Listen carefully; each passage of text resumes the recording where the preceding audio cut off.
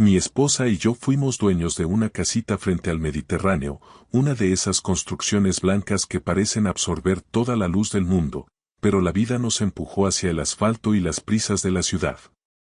Yo no había vuelto allí en 26 años. Me convencí de que el trabajo y las obligaciones eran muros infranqueables. Ella, en cambio, se escapaba 4 veces al año, como quien busca oxígeno bajo el agua. Cuando Lucía falleció, mis hijos no tardaron ni un mes en empezar con la misma cantinela, repitiendo al unísono como si fuera un mantra sagrado. Papá, vende ese lugar, es una carga inútil. Decidí visitar nuestra antigua casa de Málaga una última vez antes de entregar las llaves a un extraño y ponerla a la venta. Pero cuando llegué y empujé la verja de hierro, devorada por el salitre y el óxido, me quedé literalmente petrificado por lo que se reveló ante mis ojos. Me alegra que estéis escuchando. Seguid mi historia hasta el final y escribid en los comentarios desde qué rincón del mundo me oís. Me gustaría saber hasta dónde llega esta confesión que he callado durante tanto tiempo. Me llamo Manuel García. Hace 6 meses que enterré a la única persona que alguna vez me comprendió sin necesidad de palabras. Lucía lo fue todo para mí durante nuestros 38 años de matrimonio. Ahora, me encuentro solo en un piso demasiado grande y silencioso, mientras mis propios hijos me tratan como a un estorbo, un activo defectuoso que deben gestionar para que no les complique la existencia. El teléfono sonó exactamente a las 7:30 de la mañana, con esa puntualidad quirúrgica que Marcos emplea para todo. Ha sido así cada martes durante el último mes. Mi hijo mayor ya ni siquiera gasta saliva en saludar.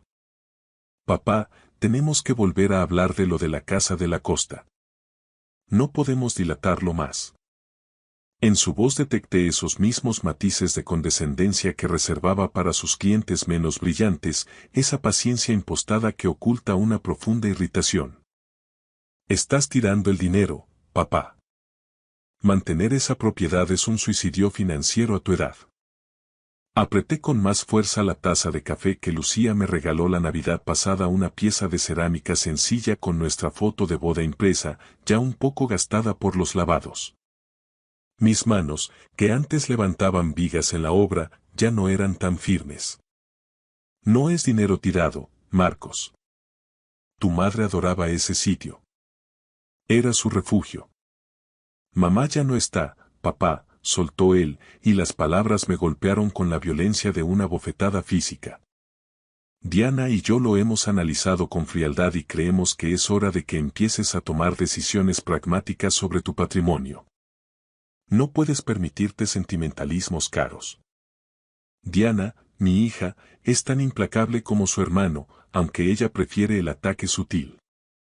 Me llamaba cada pocos días con la misma lección sobre responsabilidad financiera y planificación sucesoria, hablándome con una lentitud insultante, como si yo fuera un anciano demente incapaz de distinguir un ingreso de un gasto. Solo de IBI, el impuesto sobre bienes inmuebles, la broma te sale por 4.500 euros al año, continuó Marcos, que se sabe los números de memoria. Suma el mantenimiento, el seguro multirriesgo, los mínimos de luz y agua. Te dejas casi 14.000 euros anuales en una casa por la que nunca apareces. Es un agujero negro. Nunca apareces. Esa parte fue la que más me escoció, porque el puñal de la verdad siempre es el que más hondo penetra. Lucía iba a esa casita de Málaga 4 veces al año, sin faltar una sola vez. En primavera, verano, otoño y una vez en el crudo invierno, para lo que ella llamaba su temporada de reflexión. Siempre me pedía que la acompañara, que bajáramos juntos a ver el mar, pero yo siempre levantaba muros de excusas. Cierres de año, torneos de golf con los socios, o citas médicas por tonterías que bien podrían haberse pospuesto. Ahora, en este vacío que dejó su ausencia, me preguntaba por qué me negaba con tanto empeño a hacerle compañía. Quizás, en el fondo, me daba miedo descubrir que esa casa representaba una parte de mi esposa que yo no alcanzaba a comprender. Algo íntimo, un jardín secreto que ella guardaba separado de nuestra rutina de facturas y cenas familiares. Tu madre puso mucha alma en ese lugar, dije, observando un gorrión posado en el comedero que ella misma instaló tras el cristal de la cocina. Papá, por favor, escúchate, la voz de Marco subió un octavo. El alma no paga los recibos de Endesa. Ahora tienes unos ingresos fijos de jubilado. Tu pensión pública, aunque sea máxima, no es infinita, y menos con lo que van a empezar a subirte los gastos en salud y cuidados. Ese era su terreno. El argumento financiero. Marcos trabaja en el sector inmobiliario de alto standing y solo ve el mundo en términos de valor de mercado, rentabilidad y margen de beneficio. Heredó de Lucía la mente rápida para el cálculo, pero ni una sola gota de su calidez humana. ¿Has puesto un pie en esa casa desde que enterramos a mamá? La voz de Diana irrumpió desde el altavoz. Estaba escuchando la llamada en conferencia desde su oficina en el centro. Porque yo pasé por allí el mes pasado para ver en qué estado estaba y, papá, se cae a trozos. La pintura se bufa por la humedad, la verja da pena verla. Todo el lugar apesta a abandono. Se me encogió el pecho de pura angustia. Lucía siempre tuvo esa casa como los chorros del oro. Se enorgullecía de cada detalle. Desde el jazmín que plantó junto a la entrada hasta las mecedoras de mimbre del porche. Si la casa estaba descuidada, era la prueba definitiva de que ella se había marchado para no volver. Quizás debería bajar yo mismo y echar un vistazo antes de nada, murmuré, casi para mí mismo. ¿Para qué? Intervino Marcos al instante. Papá, tienes 72 años. No tienes ninguna necesidad de meterte 3 horas de coche de ida y otras 3 de vuelta para ver una propiedad que vas a vender de todas formas. Es un esfuerzo absurdo. Simplemente confía en un agente de mi red y olvídate del tema. Nosotros nos encargamos de todo. 72 años.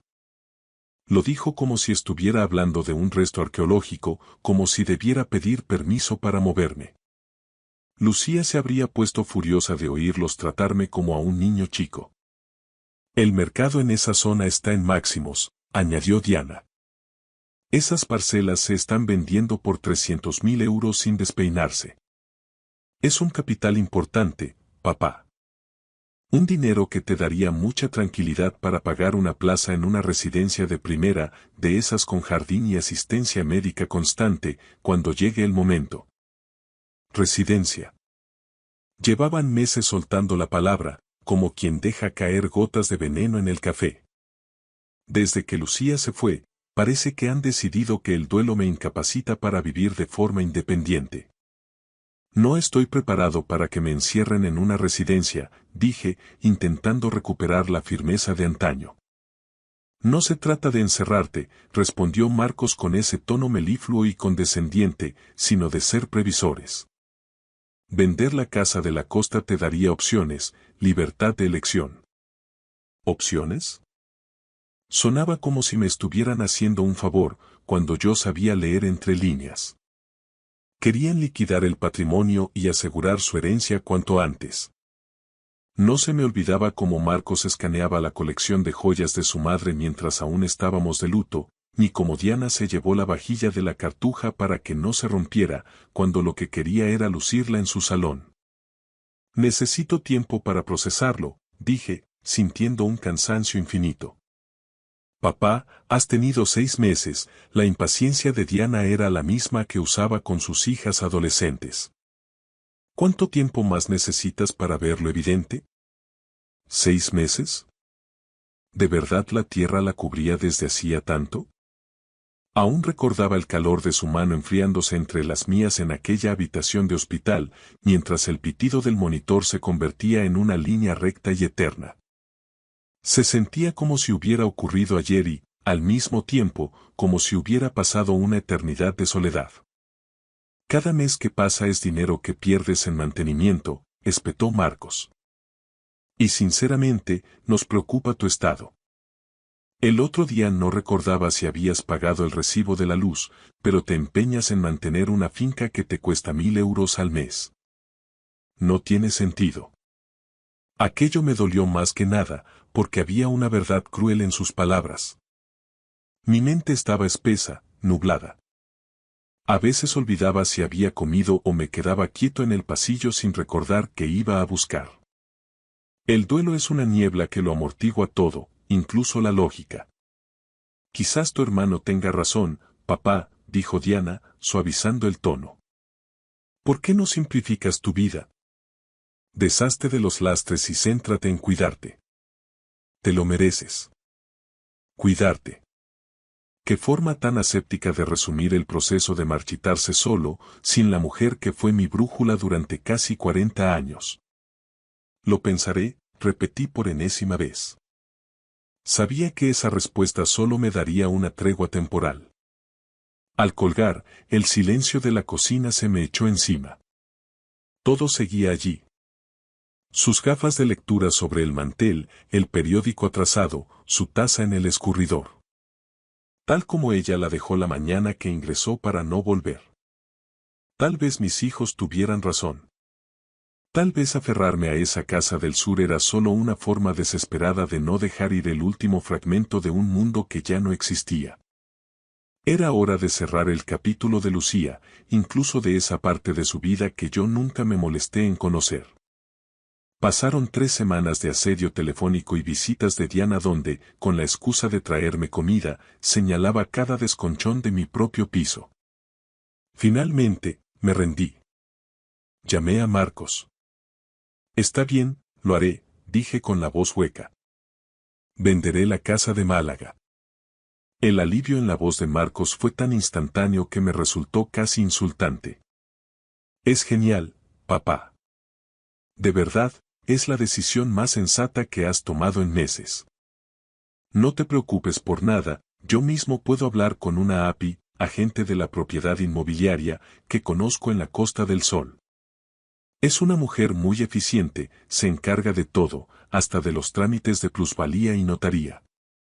¿Eficiente? Parecía ser el único adjetivo que mis hijos sabían conjugar. Ni una palabra sobre el valor sentimental, ni un solo recuerdo compartido sobre los veranos que pasamos allí de niños, ni un ápice de respeto al hecho de que su madre considerara esa casa su único refugio verdadero. Antes de que cuelgues el cartel de se vende, quiero bajar allí una última vez, dije, tratando de que no me temblara la voz. Quiero recoger las cosas personales de tu madre, sus libros, su ropa de verano. Lo que quede. Hubo un silencio denso al otro lado de la línea. Pero papá, ¿es realmente necesario que te metas esa paliza de kilómetros? Preguntó Marcos con un suspiro de desesperación contenida. A ver, que han pasado años. ¿Qué puede haber allí que valga la pena un viaje de 6 horas entre ida y vuelta? Deja que la inmobiliaria haga limpieza y mande lo que sirva a una ONG o al Punto Limpio. Tu madre pasaba meses enteros en esa casa, Marcos. No voy a dejar que unos desconocidos hurguen en sus cajones. Puede haber fotos, cartas, cosas que significan algo. Otra pausa, esta vez más calculada. Vale, de acuerdo. Pero no vas a ir solo. Diana y yo nos organizamos, pedimos el viernes en el trabajo y bajamos contigo. Te ayudaremos a cribar todo y así terminamos antes. Era lo último que necesitaba. A mis hijos revolviendo el pasado de Lucía con la misma frialdad con la que se liquida el inventario de una tienda en quiebra. Ya tuve suficiente con ver cómo vaciaron su armario en el piso de la ciudad, decidiendo que era basura y que era aprovechable antes de que el cuerpo de su madre estuviera siquiera frío. Necesito hacer este viaje a solas, sentencié con una firmeza que hacía tiempo no usaba. Es algo personal entre ella y yo. Papá, por Dios, hablamos de casi 300 kilómetros por trayecto por la autovía del Mediterráneo, intervino Diana, que se había unido a la llamada sin avisar. ¿Y si te pasa algo? ¿Y si te da un mareo o el coche te deja tirado en mitad de la nada? Últimamente usaban esa coletilla para todo, como si yo fuera una granada sin seguro a punto de detonar. Sí, tengo 72 años. Y sí, Tomo mis pastillas para la tensión y el sintrón, pero no soy un mueble viejo que haya que anclar a la pared. Sé conducir desde antes de que tú supieras andar, Diana. Me las apañaré perfectamente. Eso es precisamente lo que nos da miedo, añadió ella con ese tono de falsa preocupación. Tus reflejos ya no son los de antes, papá. Y entre nosotros. Estás muy distraído. El otro día te dejaste el gas encendido. Distraído. Su eufemismo favorito para no decir que me creen senil. Quizás no les faltaba razón, a veces me quedo mirando el vuelo de una mosca y pierdo la noción del tiempo, pero este viaje era una llamada que sentía en las entrañas. Me voy este sábado, dije, cerrando la discusión. O confiáis en mi criterio para esto, o mejor dejamos de hablar de la venta ahora mismo. Está bien, cedió Marcos rápidamente, detectando el peligro de que yo me echara atrás con el negocio. Solo te pedimos que nos mandes un WhatsApp cuando salgas y otro cuando llegues. Solo para quedarnos tranquilos de que estás bien. Partes de guerra. Como si fuera un adolescente con el carné recién sacado. Pero acepté, solo por ahorrarme otra hora de sermones. La noche antes de partir, me encerré en el despacho de Lucía. Me puse a hojear sus álbumes de fotos, esos que ella guardaba con un orden casi sagrado. Había fotos de cuando éramos jóvenes y veraneábamos en Nerja, de los niños cubiertos de arena y helado, de cuando ellos aún me miraban como si fuera capaz de arreglar el mundo con mis manos. Pero al llegar a los álbumes de los últimos 10 años, noté un patrón extraño. Las fotos familiares se volvían escasas. En su lugar, había decenas de fotos de Lucía en la casa de la costa, pero casi siempre salía sola o el encuadre sugería que alguien más la estaba mirando. En una aparecía en el porche, con una luz de atardecer preciosa y un libro sobre el regazo. En otra, se la veía en un jardín exuberante que yo no recordaba haber plantado nunca. Pero lo que más me dolió fue su sonrisa. Era una sonrisa que yo no recordaba haber visto en casa. No era la sonrisa de compromiso de las cenas de Navidad ni la sonrisa cansada de después del trabajo. Era una expresión de paz absoluta, de plenitud. ¿Cuándo fue la última vez que me miró así? ¿Cuándo dejamos de ser unos otros para convertirnos en dos desconocidos que compartían hipoteca? A la mañana siguiente, cargué el coche con todo lo que Lucía habría considerado indispensable. Botellas de agua fría, unos bocadillos de jamón, el cargador del móvil y un pequeño botiquín. Ella siempre fue la previsora, la que trazaba la ruta mientras yo simplemente pisaba el acelerador. El viaje fue más duro de lo que pensaba. La espalda me empezó a pasar factura a la altura de Granada y tuve que parar un par de veces en áreas de servicio para estirar las piernas y despejarme con un café solo. Para cuando divisé el mar de Málaga, el sol empezaba a caer, pintando el horizonte de unos tonos anaranjados y violetas que me dejaron sin aliento. Había olvidado lo hermosa que era esta luz. Lucía intentó describírmela 1000 veces, pero yo siempre estaba demasiado ocupado mirando el reloj o las noticias. Ahora, frente a esa inmensidad, comprendía por qué necesitaba volver aquí tan a menudo. El desvío hacia nuestra calle estaba señalado por un cartel de madera algo descolorido. Al entrar en el camino estrecho que llevaba a la propiedad, el corazón empezó a latirme con una fuerza inusual. ¿Qué iba a encontrar después de tantos años de ausencia? La casa estaba al final, medio escondida tras unas palmeras y unos setos que habían crecido sin control. Diana tenía razón en una cosa. El exterior pedía a gritos una mano de pintura y la verja de entrada estaba devorada por el óxido, chirriando como un alma en pena cuando la empujé. Aparqué el coche y me quedé un momento en silencio, con el motor apagado. Solo se oía el rumor constante del oleaje. Lucía decía que el mar tenía un ritmo propio que te curaba el alma, y por primera vez en mi vida, supe exactamente a qué se refería. Bajé del coche con las llaves en la mano, sintiendo un nudo en la garganta. Pero en cuanto crucé el umbral de la verja oxidada y di la vuelta hacia la fachada principal, me quedé petrificado. El jardín no estaba abandonado. Al contrario, estaba impecable. No era la selva descuidada que Diana había descrito.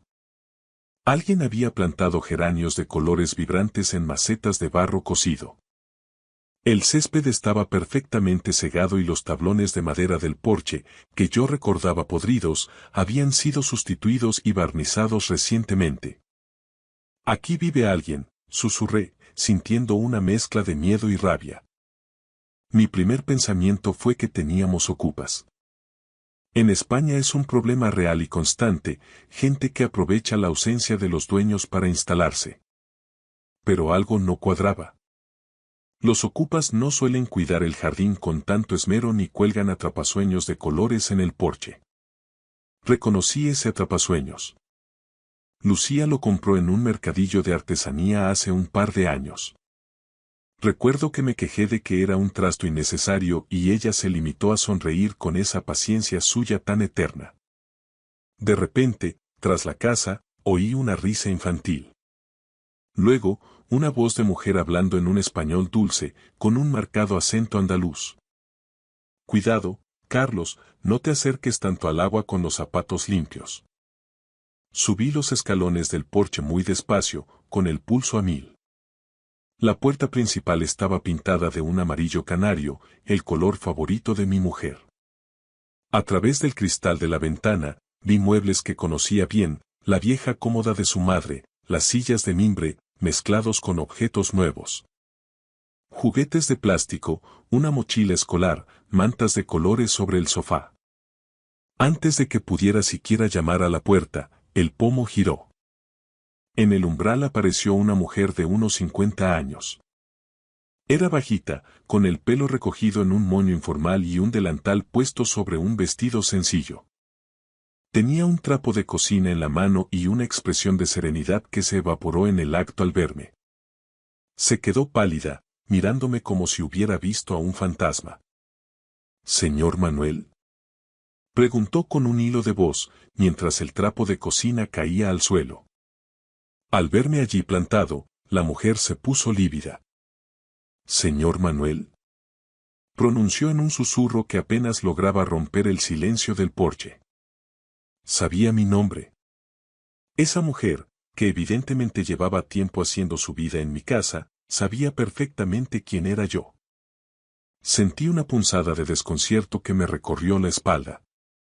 «Perdone», balbuceé, intentando recuperar mi autoridad de dueño.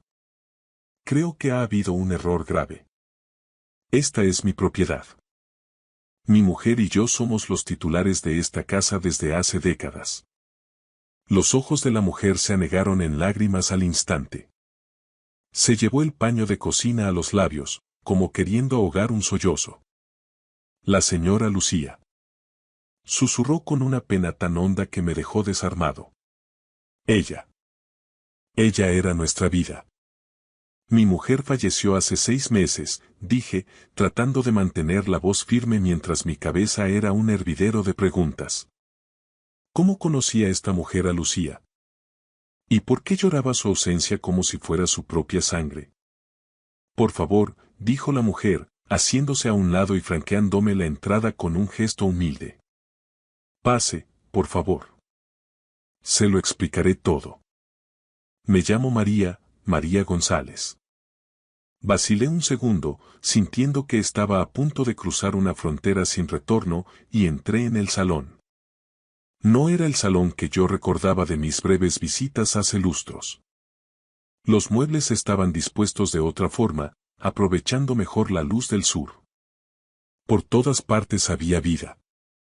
Fotos de niños en la repisa de la chimenea, dibujos de ceras pegados con imanes en la nevera de la cocina americana, una cesta con lana y agujas de punto junto al sillón orejero que solía ser de mi suegra. «¿Usted vive aquí?», dije. No era una pregunta, era la constatación de una realidad evidente. María asintió, mientras las lágrimas surcaban sus mejillas sin freno. «15 años, señor Manuel. 15 años llevamos bajo este techo. La señora Lucía. Ella rescató a mi familia del abismo». «¿15 años?», repetí, sintiendo que el suelo se movía bajo mis pies. ¿Me está diciendo que Lucía sabía que ustedes estaban aquí desde hace 15 años y nunca me dijo nada? Ella nos trajo aquí después de la riada, explicó María, dejándose caer en una de las sillas de mimbre. Lo perdimos todo en las inundaciones de 2008. La casa, el taller de mi marido, los ahorros. Nos quedamos en la calle, con lo puesto. La señora Lucía nos encontró en un polideportivo, en un refugio de la Cruz Roja. Ella iba allí a llevar mantas. Recordé perfectamente aquella tormenta. Fue un temporal histórico que devastó parte de la costa de Málaga. Lucía estuvo días inquieta, insistiendo en que tenía que bajar a ver si la casa seguía en pie. Cuando volvió, me dijo que todo estaba en orden, que solo había un par de tejas sueltas que ya había mandado arreglar. Nunca mencionó que había sacado a una familia de un refugio. Nunca confesó que había convertido nuestra segunda residencia en un centro de acogida privado. Nos dijo que podíamos quedarnos hasta que levantáramos cabeza, continuó María, limpiándose los ojos con el delantal. Pero entonces mi marido, Roberto, cayó enfermo. Cáncer de pulmón. Y la señora Lucía. Ella se plantó y dijo que de aquí no nos movía nadie. Dijo que ya éramos parte de su familia y que esta casa era nuestra fortaleza. Me senté frente a ella, porque las piernas ya no me sostenían. ¿Su marido tenía cáncer? 5 años de lucha, señor Manuel, dijo María con la voz quebrada. La señora Lucía nos ayudaba con todo. Pagaba los desplazamientos al hospital, las medicinas que no cubría la seguridad social. Incluso se quedaba ella aquí cuidando de los niños para que yo pudiera ir a las sesiones de radioterapia con él. Ella era un ángel caído del cielo. Un ángel. Mi Lucía, a la que yo consideraba una mujer práctica, quizás un poco distante en sus últimos años, había mantenido un hogar paralelo durante década y media. Pagaba el IBI, la luz, el agua y la vida de 5 personas en absoluto secreto. ¿Y dónde está Roberto ahora? Pregunté en un susurro. Se nos fue hace 2 años, respondió María. El mismo mal que luego se llevó a la señora Lucía. Aquello fue como si me clavaran un puñal en el estómago. ¿El mismo mal? Lucía tenía un tumor. Pero fue algo rápido, o eso creía yo. María abrió mucho los ojos y se tapó la boca, dándose cuenta del error. Usted no lo sabía, señor Manuel. ¿Saber el qué? Mi voz sonó quebrada, casi un ruego. La señora Lucía luchó contra el cáncer durante casi 3 años en silencio, susurró María. Venía aquí a Málaga para los tratamientos, en el hospital regional. Decía que en Madrid usted se daría cuenta, que no quería que la viera marchitarse, que no quería ser una carga de cuidados para usted. La habitación empezó a darme vueltas. 3 años.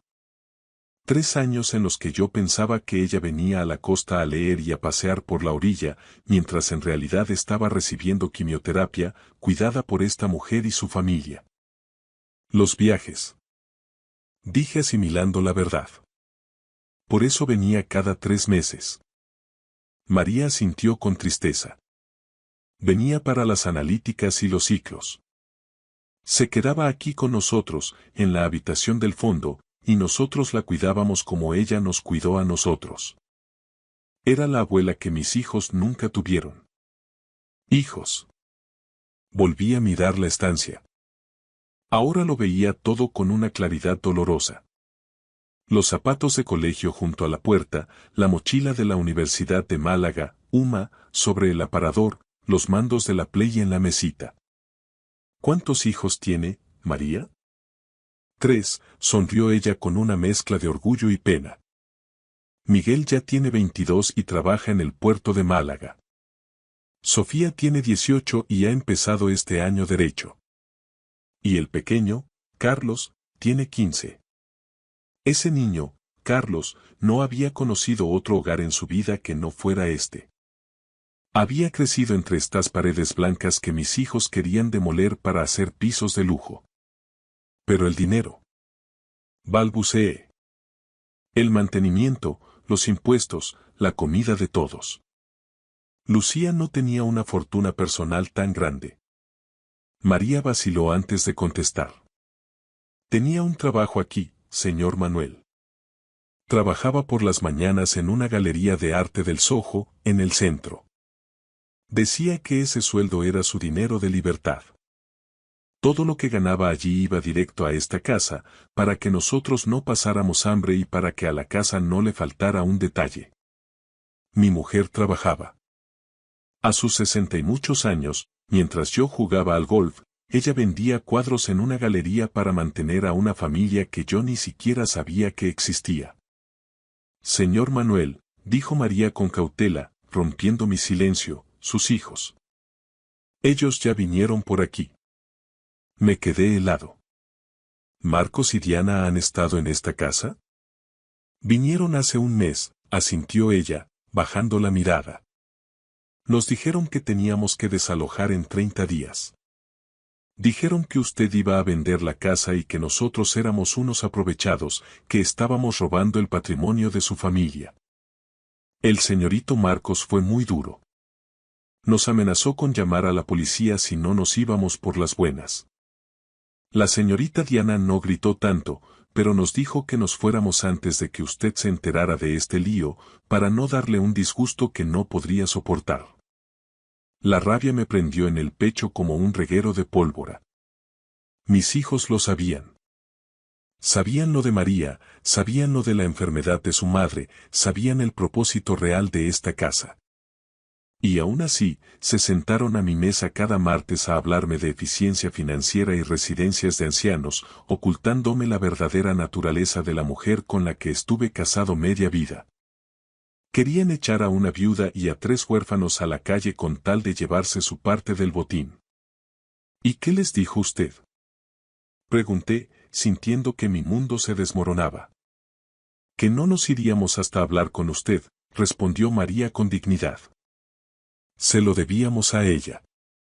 La señora Lucía siempre decía que usted era un buen hombre, pero que le costaría entender este jardín secreto suyo. Decía que aquí podía estar enferma sin que la tristeza de los demás la matara antes que el cáncer. Mis hijos conocían la verdad y decidieron enterrarla conmigo en una residencia. Estaban dispuestos a borrar el último acto de amor de su madre por un puñado de euros. Pero lo que no sabían es que Manuel García aún no estaba muerto. El sonido de unos pasos rítmicos sobre las maderas del porche interrumpió mis pensamientos. La puerta trasera se abrió de golpe y entró un adolescente, de piel bronceada por el sol de la costa y el pelo revuelto con restos de salitre. Al verme allí, sentado en el salón, se detuvo en seco, como un animal herido. ¿Mamá? Preguntó con una inseguridad que me partió el alma. Carlos, ven, no te asustes. Ven a conocer al señor Manuel, dijo María con una dulzura infinita. Es el marido de la señora Lucía. La cara del chico cambió por completo, se iluminó con un reconocimiento que rozaba el alivio. ¿El señor Manuel? Repitió acercándose. La señora Lucía. Ella hablaba constantemente de usted. Decía que era un buen hombre. Que solo necesitaba tiempo para entender las cosas de la vida. ¿Entender qué? Estuve a punto de preguntar. Pero al mirar a ese chico que había crecido entre estas paredes, a quien mi mujer había querido como al nieto que nunca le dieron sus propios hijos, empecé a comprender que el que estaba ciego no era ella. Era yo. Me quedé allí, hundido en el sofá que Lucía había elegido con tanto mimo, escuchando cómo la casa latía de nuevo. Carlos se fue a la cocina y, al poco rato, el aroma de un guiso de hinojos con pescado, una receta tan de aquí, con su toque de azafrán y pimiento, empezó a inundarlo todo. Era el olor de un hogar vivo, no el de un activo inmobiliario a la espera de un postor. Señor Manuel, dijo María, rompiendo el trance, Lucía me pidió que, si algún día usted se armaba de valor para venir, le entregara esto. Fue hacia un pequeño escritorio de madera en la esquina y sacó una caja de metal antigua, de esas de carne de membrillo que nuestras madres usaban para guardar tesoros. Mis dedos rozaron el metal frío y desgastado. Ella decía que usted lo entendería cuando fuera el momento adecuado. Que el mar le daría la respuesta. Abrí la caja. No había joyas, ni escrituras, ni dinero en efectivo. Había cartas. Decenas de sobres dirigidos a mí, cada uno con una fecha que coincidía con sus escapadas a la costa. Y debajo, una cartilla de ahorros de Unicaja y un contrato doblado de la Galería de Arte Luz de Alborán. Tomé la primera carta. La letra de Lucía, esa caligrafía elegante y firme que yo tanto conocía, me saludó desde el papel. Querido Manuel, si estás leyendo esto, es porque finalmente has encontrado el camino de vuelta a nuestro refugio. Perdóname por el secreto, pero este lugar necesitaba ser protegido de la lógica fría y del cálculo que a veces nos nubla el corazón. Leí sobre sus miedos, sobre cómo el diagnóstico del cáncer la hizo valorar cada minuto de silencio frente al mar. Escribió sobre María, sobre Roberto y los niños, y cómo verlos crecer le daba las fuerzas que la quimioterapia en el Hospital Regional de Málaga le robaba. Lo hacía aquí, lejos de las miradas de lástima de nuestros hijos y de mi propia incapacidad para gestionar el dolor. De repente, el chirrido de unos neumáticos sobre la grava cortó el momento. Conocía ese motor. Era el BMW de Marcos. Ya están aquí, susurró María, y el miedo volvió a nublar su rostro. Carlos apareció en el umbral de la cocina, tenso, como un escudo humano. Salí a la verja antes de que pudieran poner un pie en el porche. Marcos y Diana bajaron del coche con sus trajes impecables de oficina, luciendo una pulcritud que resultaba insultante en aquel entorno de sal y arena. Papá. ¿Pero qué haces aquí fuera todavía?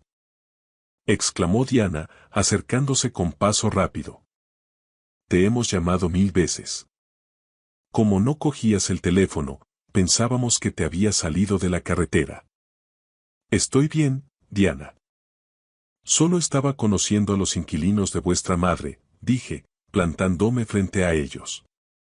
Marcos frunció el ceño y miró hacia la puerta, donde María observaba con humildad. Ah, ya veo. Te han soltado el discurso de lástima. Papá, no seas ingenuo. Esta gente lleva años viviendo de tus ahorros y de la caridad de mamá. Es una ocupación en toda regla, por mucho permiso que ella les diera. Tenemos que tramitar el desalojo ya para no perder al comprador. ¿Desalojarlos? Repetí, sintiendo una náusea profunda. ¿A dónde, Marcos? ¿A un albergue? ¿A la calle? Ese no es nuestro problema, papá, intervino Diana con una frialdad administrativa. Tenemos una oferta en firme de un fondo inversor para montar una VFT, vivienda con fines turísticos, de lujo. Con ese dinero, podrías entrar mañana mismo en la mejor residencia de Madrid, con asistencia 24 horas. Es lo más práctico. Miré a mis hijos. Parecían dos extraños. Tan seguros de su pragmatismo, tan convencidos de que la vida se resumía en una hoja de Excel. No veían las flores cuidadas, no sentían el amor que emanaba de cada rincón. Solo veían metros cuadrados y rentabilidad bruta. No va a haber ninguna venta, dije con una calma que los descolocó. Marco soltó una carcajada seca, nerviosa. Papá, no estás bien. El duelo te ha nublado el juicio. Ya hemos consultado con el abogado. Dado que tú no has gestionado esto en años y tenemos esos poderes notariales preventivos. Esos poderes solo sirven si yo no estoy en mis cabales, Marcos, le corté en seco. Y te aseguro que hoy tengo la mente más clara que en los últimos 40 años. Entré en la casa y salí con la caja de metal. Vuestra madre no estaba tirando el dinero. Estaba construyendo un hogar donde ustedes solo ven una inversión. Estaba salvando a una familia. Y al hacerlo, se salvó a sí misma durante esos años de cáncer que decidió ocultaros para no tener que aguantar vuestras soluciones eficientes mientras se moría. Diana palideció, dando un paso atrás. ¿Enfermedad? ¿De qué hablas? De lo que vuestra madre pasó mientras vosotros estabais demasiado ocupados con vuestras acciones y vuestros bonus para notar que se consumía. María estuvo con ella. María le sostuvo la mano en cada sesión de radio mientras yo estaba en el club de golf. El silencio que siguió fue denso, roto solo por el rumor eterno del Mediterráneo. Marcos intentó replicar, pero las palabras se le atascaron en la garganta. Mañana mismo iré al notario del centro, continué. Pero no para vender. Voy a formalizar un usufructo vitalicio a nombre de María González y sus hijos. Esta casa es el legado de vuestra madre. Es su voluntad real, la que dictó con el corazón, aunque no la escribiera en un testamento oficial. No puedes hacernos esto, gritó Marcos, perdiendo los papeles. Es nuestra herencia. Vuestra herencia es la memoria de la mujer que os dio la vida. Si no sois capaces de valorar eso, entonces no merecéis ni un solo ladrillo de este sitio. Me di la vuelta y regresé al interior, cerrando la puerta tras de mí. Por primera vez en 6 meses, el vacío de mi pecho no dolía. Me senté a la mesa con María y con Carlos. El guiso estaba humeante. Señor Manuel. Comenzó María con los ojos empañados. Llámame Manuel, por favor.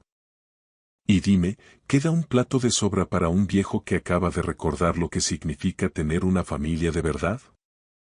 Esa noche dormí en la habitación del fondo, la misma donde Lucía encontraba paz tras sus sesiones en el hospital. Escuché el viento entre las palmeras y, por primera vez, no sentí soledad. Lucía estaba allí. En la gratitud de María, en los apuntes de derecho de Sofía y en la nobleza de Carlos. Mis hijos se marcharon al amanecer, con el rugido rabioso de su coche de lujo. No sé si algún día me perdonarán o si alcanzarán a comprender. Pero mientras veía el sol salir sobre el mar de Alborán, supe que había tomado la decisión más práctica de mi vida. La de elegir el amor sobre el dinero, tal como ella hizo hasta su último aliento. Gracias por escuchar mi historia hasta el final. Si resonó contigo, dale like, escribe en los comentarios qué fue lo que más te tocó y no olvides decir de dónde eres. Suscríbete al canal, vienen muchas más historias.